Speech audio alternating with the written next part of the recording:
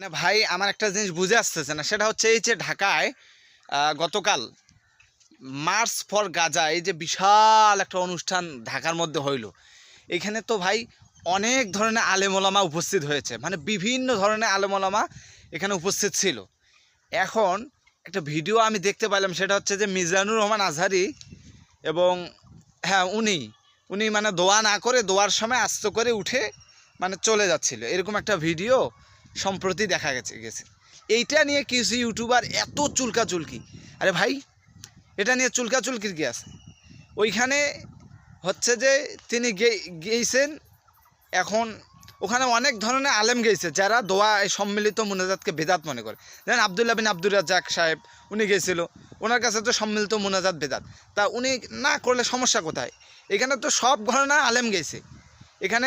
এখানে মেইন ফোকাসটা হচ্ছে ফিলিস্তিনিদের ব্যাপারটা নিয়ে।